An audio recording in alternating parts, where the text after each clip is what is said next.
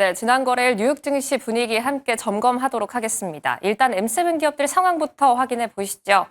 전반적으로 혼조세를 오가는 가운데 일단 눈에 띄는 건 테슬라입니다. 테슬라는 계속해서 왔다 갔다 핑퐁 하고 있죠. 4%라는 숫자를 계속 지키고 있는 것 같은데요. 4% 상승을 보여줬다면 이 다음 날에는 연인 하락, 그리고 다시 한번 상승한 하루였습니다. 오늘 밤에 테슬라 추이를 지켜볼 필요가 있겠는데요. 웨드부시 증권에서는 테슬라를 이제부터는 전기차 기업이 아니라 AI 기업으로 주목해야 한다라고 이야기하고 있습니다. 목표 주가를 연일 상향 조정하고 있는데 이 내용에 대해서는 조금 더 구체적으로 잠시 뒤 굿모닝 엑스파일 통해서 전해드리도록 할게요.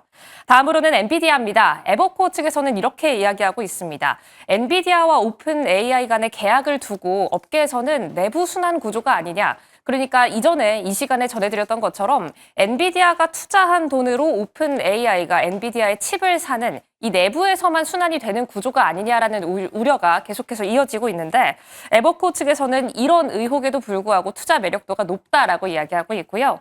마지막으로는 모건 스탠리입니다. 마이크로소프트 측의 애저 클라우드, 그러니까 클라우드 사업 부문에 있어서 매력도가 높다라고 이야기하면서 목표 주가 상향 리포트 나왔다는 점도 확인하겠습니다. 그럼 다음 장 통해서 히트맵도 열어보시죠. 간밤 분위기 한번 체크해 보겠습니다. 일단 딱 한눈에 봐도 초록불로 참 물들어 있다라고 이야기를 하실 수가 있겠는데요. 인플레이션 지표가 나왔죠. 연준이 가장 주목하는 지표, PC 물가지수가 나왔습니다.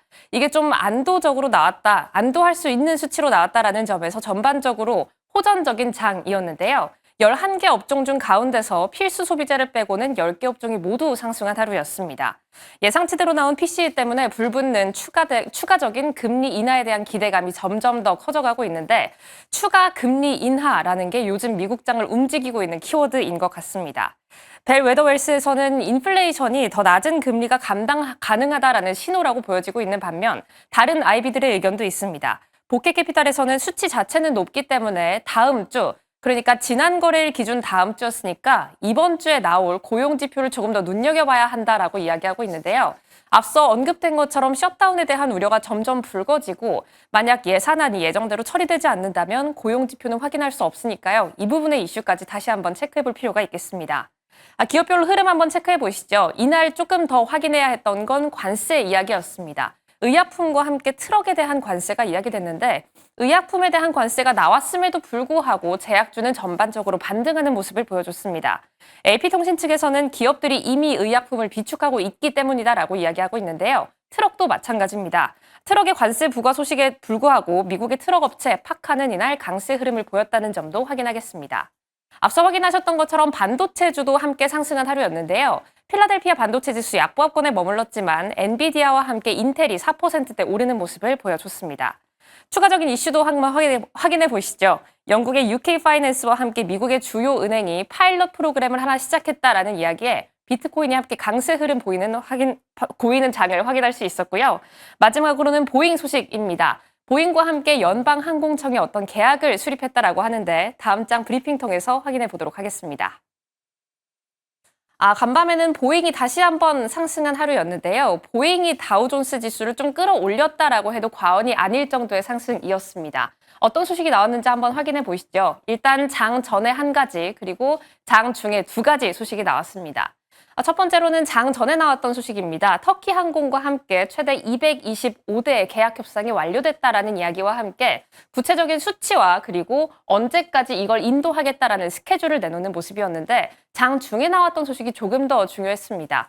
왜냐하면 보잉이 지금까지 좀 고전적인 문제를 앓고 있던 부분이었기 때문이었는데요. 연방항공청이 이렇게 이야기한 겁니다. 보잉에 대해서 생산량 제한을 두고 있었는데 이에 대한 규제를 완화해주겠다라고 이야기를 한 거죠. 이런 생산량 제한이 왜 있었냐? 보잉의 사고 사건 때문이었습니다. 보잉은 앞선 19년도부터 24년도까지 고질적인 문제, 그러니까 비행기가 날았다가 추락하는 사고 혹은 비행기가 출발하기 전에 결함이 생겨서 비행기가 뜨지 못하는 사고가 조금 빈번히 일어났었는데요. 이 때문에 FAA 측에서는 생산량을 38대로 연간으로 제한하고 공장별로 연방항공청이 좀 감시 감독하는 제한을 좀 뒀었습니다. 하지만 이게 여러 감독과 감시를 거쳐서 좀 괜찮겠다, 이제부터는 좀 제한을 풀어도 되겠다라는 게 간밤 나왔던 소식이었습니다. 이 때문에 보잉은 이제부터 스스로 최종 안전 인증을 할 수 있게 되고요. 생산량도 월 38대에서 42대까지 상향 조정됐다라는 부분도 확인하시면 좋을 것 같습니다. 간밤 보잉의 주가 3% 넘는 상승을 이뤄냈습니다. 이와 함께 관련주들도 오름세를 보였는데요. 세 종목 모두 보잉의 장비 부품주라는 점도 확인하시면 좋을 것 같습니다. 이렇게 특징적인 움직임 보였던 보잉까지 확인해 봤습니다. 이제 더 이어지는 투자 인사이트 함께 확인해 보시죠.